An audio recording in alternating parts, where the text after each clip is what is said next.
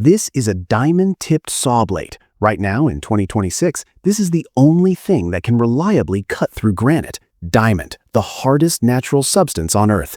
The ancients didn't have diamonds. They had copper. And copper, compared to granite, is as soft as butter.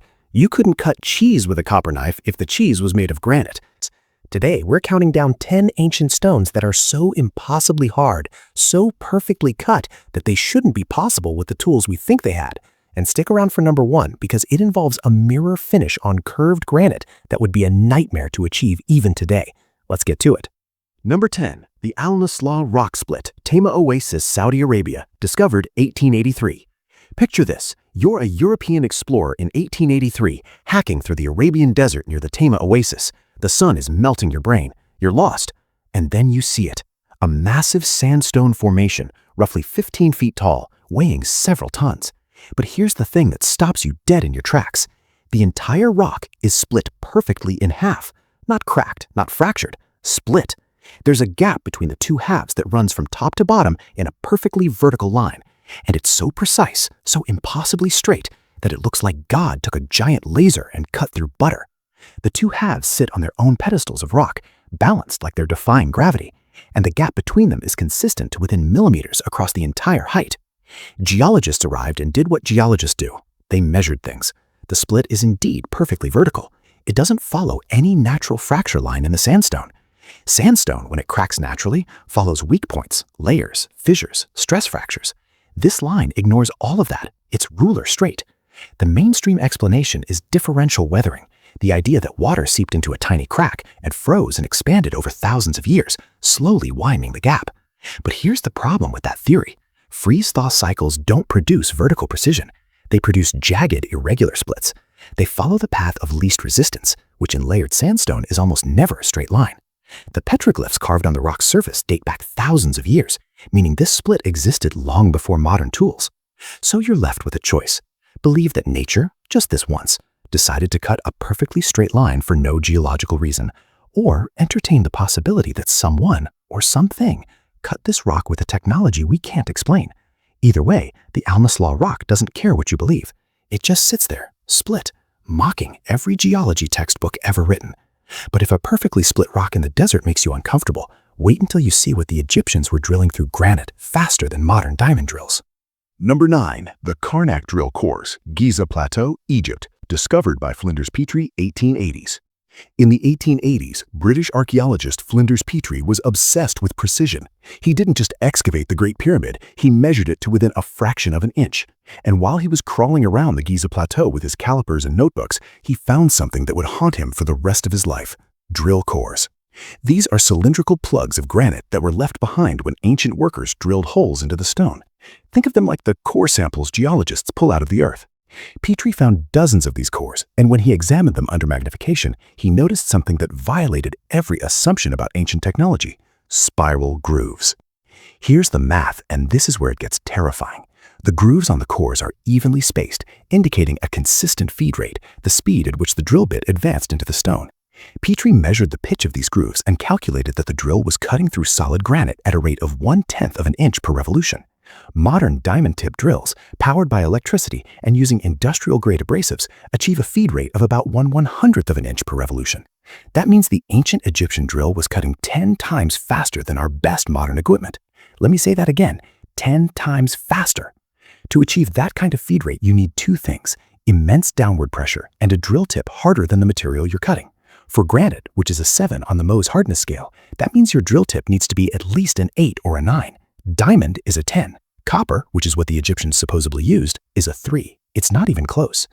Petrie himself wrote that the tools required to produce these cores are beyond our understanding. Some researchers have proposed that the Egyptians used copper tubes with sand as an abrasive, but experiments have shown that this method produces irregular, slow cuts, nothing like the precision Petrie documented. Others have suggested they used some form of ultrasonic drilling, where high-frequency vibrations break apart the stone at a molecular level.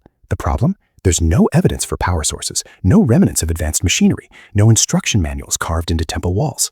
The cores exist, the grooves exist, the math doesn't lie. And the only conclusion that fits the data is one that most historians refuse to entertain.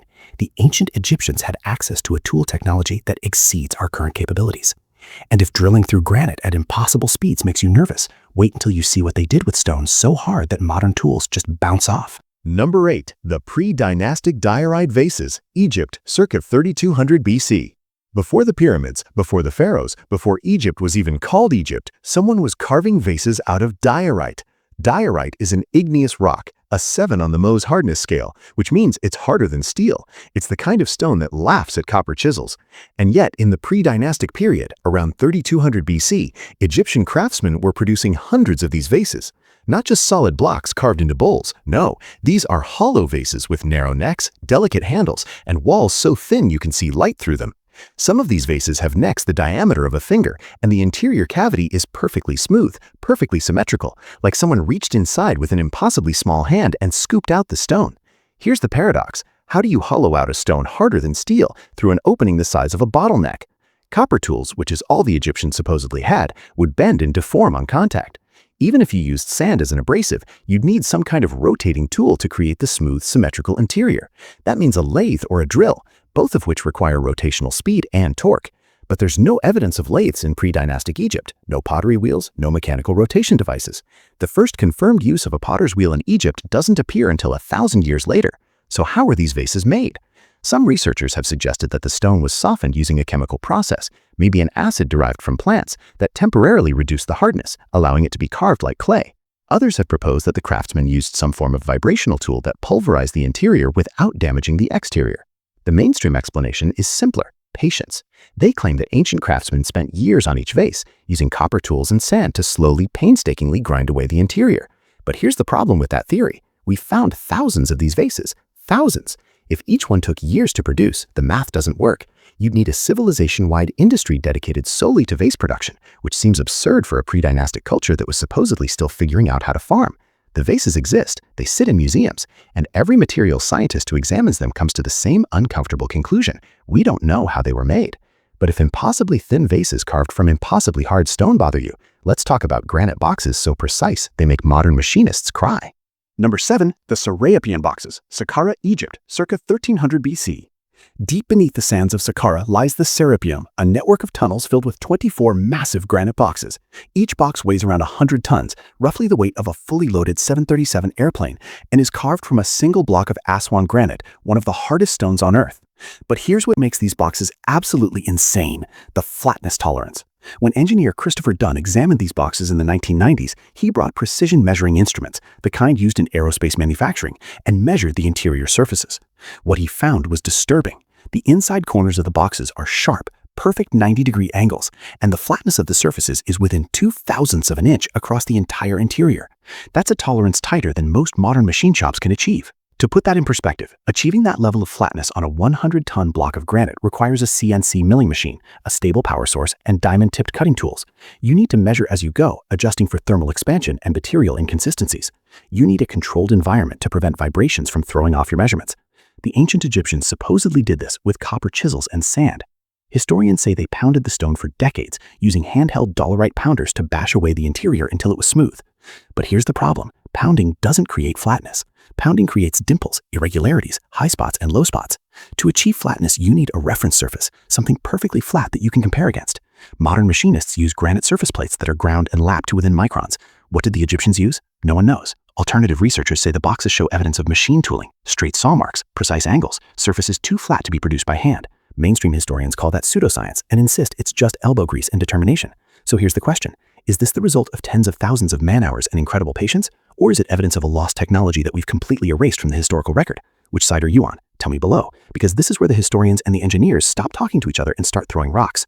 And speaking of precision that defies explanation, let's head to Peru, where the stones don't just fit together, they fuse together in ways that shouldn't be possible. Number 6. The Cusco 12-angle stone, Cusco, Peru, circa 1400 AD. Walk down Hatun Rumiok Street in Cusco, Peru, and you'll find a wall made of green diorite blocks, the same impossibly hard stone we talked about earlier. But this isn't just a wall, this is a jigsaw puzzle carved out of solid rock, where each stone has multiple angles, some with as many as 12, and every angle fits against its neighbors so perfectly that you can't slide a piece of paper between them. Not a credit card, not a razor blade, a piece of paper.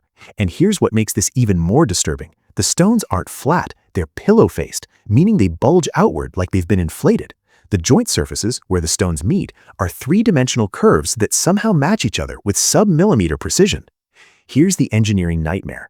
To make two irregular, curved surfaces fit together perfectly, you need to test fit them repeatedly, grinding and polishing the contact surfaces until they mate. But these stones weigh several tons each. You can't just pick them up, check the fit, put them down, and grind some more. So how did the Inca do it? Some researchers have suggested they carved the stones in place, using the neighboring stone as a template. But that would require carving the second stone to match the first without being able to see the joint surface, which is physically impossible unless you have some kind of three-dimensional scanning technology. Others have proposed that the Inca softened the stone using plant-based acids, allowing them to mold the surfaces like clay before the stone rehardened. Experiments have shown that certain plant extracts can etch granite, but softening it to the point of malleability, there's no evidence for that. The mainstream explanation is simpler. The Inca were just really, really good at masonry. They spent years on each stone, grinding and polishing until the fit was perfect. But here's the problem with that theory. The walls at Cusco are enormous. There are thousands of stones, each with multiple complex joints. If each stone took years to fit, the construction timeline doesn't work. The Inca Empire only lasted about a century before the Spanish arrived, and they were busy building roads, temples, and fortresses all over Peru. The stones exist, the joints are real, and the precision is measurable. And if perfectly fitted stones bother you, wait until you see what they did in Costa Rica with spheres so perfect they look like they were turned on a lathe. Number 5. The Stone Spheres of Costa Rica, Diquís Delta, circa 600 AD. In the 1930s, workers clearing jungle in Costa Rica's Diquís Delta for banana plantations started finding spheres, not boulders, not rounded rocks, perfect spheres made of granodiorite, a volcanic rock almost as hard as granite, ranging in size from a few inches to over 6 feet in diameter and weighing up to 15 tons. When archaeologists measured them, they found that the largest spheres were accurate to within a few centimeters of being mathematically perfect. Some were so precise that the deviation from a perfect sphere was less than the thickness of a human hair. And here's the question that no one can answer. How do you carve a perfect sphere out of solid rock without a lathe? To make a sphere, you need to maintain a constant radius from a central point across the entire surface. That means every point on the surface must be exactly the same distance from the center. If you're off by even a millimeter, the sphere becomes an ellipsoid. Modern sculptors use advanced calipers, laser measuring tools, and computer-aided design to achieve this level of precision. The ancient people of Costa Rica supposedly used stone hammers and patience. But here's the math problem. As you carve away material, the center point of the sphere shifts. To keep the radius constant, you need to recalculate the center after every strike, which is geometrically impossible without advanced measuring instruments. Some researchers have proposed that the spheres were carved using a technique called controlled pecking, where you gradually peck away at the surface in concentric circles, checking the radius as you go. But experiments have shown that this method produces irregular, lumpy spheres, nothing like the precision found in Costa Rica. The mainstream explanation is that the spheres were ceremonial or symbolic, which explains nothing about how they were made. Some alternative researchers have suggested that the ancient Costa Ricans had access to a chemical process that softened the stone, allowing it to be molded into shape. Others have proposed that the spheres were formed using some kind of acoustic levitation, where sound frequencies manipulated the stone at a molecular level. Both theories sound insane, but they're no more insane than the idea that someone carved a mathematically perfect 15-ton sphere using rocks and patience. The spheres exist, they're measurable, and the precision is undeniable. And if perfect spheres carved from hard rock seem impossible, wait until you see the marks left behind by what looks like a giant machine scooping through solid granite. Number 3. The Crystal Skulls, various locations, Mesoamerica, circa unknown. Quartz crystal is not like other stones. It has a lattice structure, a repeating geometric arrangement of silicon and oxygen atoms, and that structure gives it unique properties. It's hard, a 7 on the Mohs scale, but it's also brittle. If you try to carve it against the grain, it shatters. If you apply pressure at the wrong angle, it fractures along the lattice planes.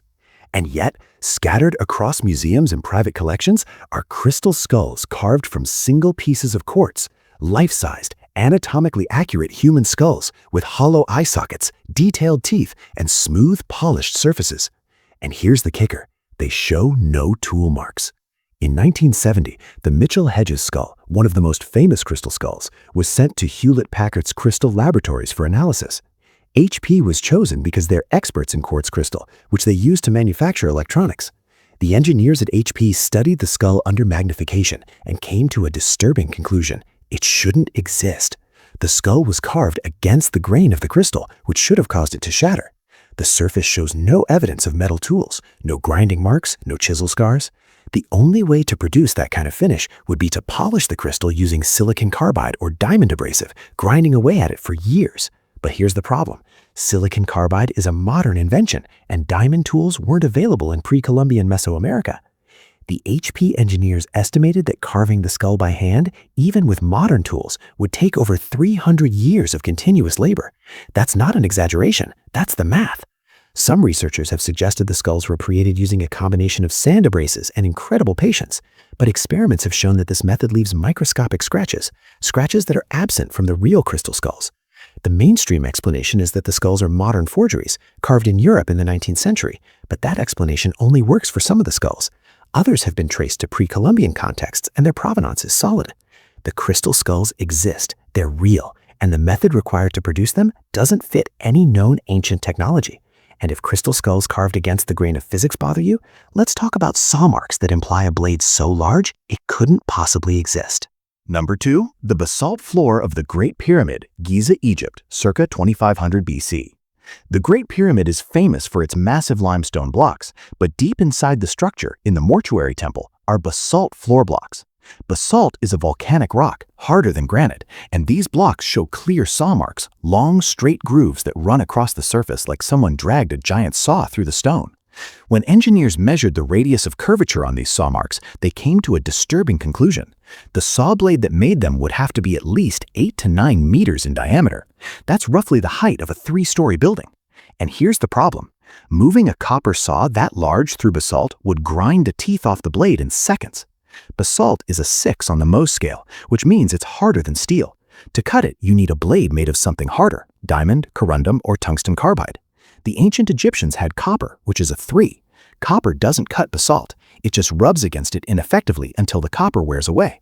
Some researchers have proposed that the Egyptians used copper saws with sand as an abrasive, where the sand embedded in the copper does the actual cutting. But experiments have shown that this method produces irregular, shallow cuts, not the deep, straight grooves seen on the basalt blocks. Others have suggested that the Egyptians used some form of wire saw, where a copper wire is pulled back and forth across the stone with sand acting as the abrasive.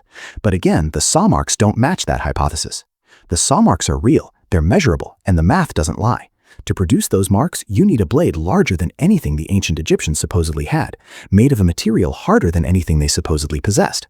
So either they had access to industrial-scale sawing technology, or the saw marks were made by a natural geological process that perfectly mimics mechanical cutting. Neither explanation is comfortable. The basalt blocks are still there, sitting in the mortuary temple, and every engineer who examines them walks away shaking their head.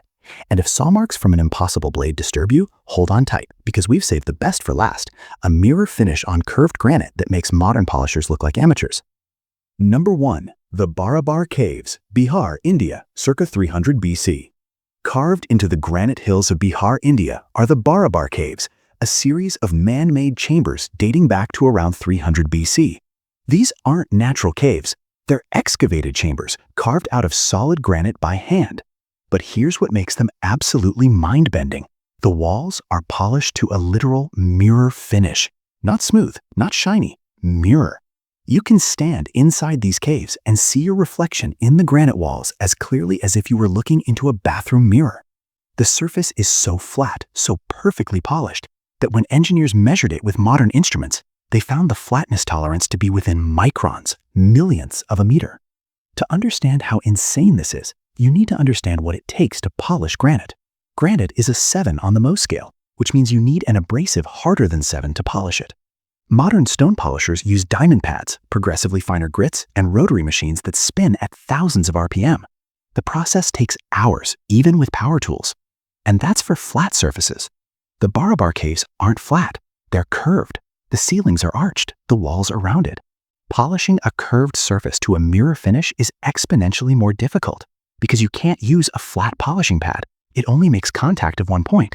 You need a flexible abrasive that conforms to the curve, and you need to apply even pressure across the entire surface. Even today, polishing a curved granite ceiling to a mirror finish would be a nightmare task, requiring specialized equipment and weeks of labor. The ancient Indians supposedly did this with sand and elbow grease. That's the official explanation. But here's the problem. Sand polishing leaves microscopic scratches. Mirror finishes don't have scratches, they're molecularly smooth. Some researchers have proposed that the caves were polished using a chemical process, where an acidic solution dissolved the surface of the granite at a uniform rate, creating a smooth finish without mechanical abrasion. Others have suggested ultrasonic polishing, where high-frequency vibrations broke apart the granite at a molecular level, allowing it to be polished to a mirror finish without leaving tool marks. Both theories require technology that shouldn't exist in 300 BC. But here's the most disturbing possibility. What if the mirror finish wasn't decorative? What if it was functional? Some researchers have proposed that the Barabar caves were designed as acoustic chambers, where the polished surfaces reflected sound waves with such precision that they could be used for meditation, healing, or even communication. If that's true, it implies an understanding of acoustics and frequency resonance that we're only beginning to grasp today. The caves exist, the mirror finish is real, and the precision is measurable. So either the ancient Indians had a polishing technique that's been lost, or they had access to a technology that manipulated stone at a molecular level. Either way, the Barabar caves are the ultimate proof that we don't know as much about the ancient world as we think we do.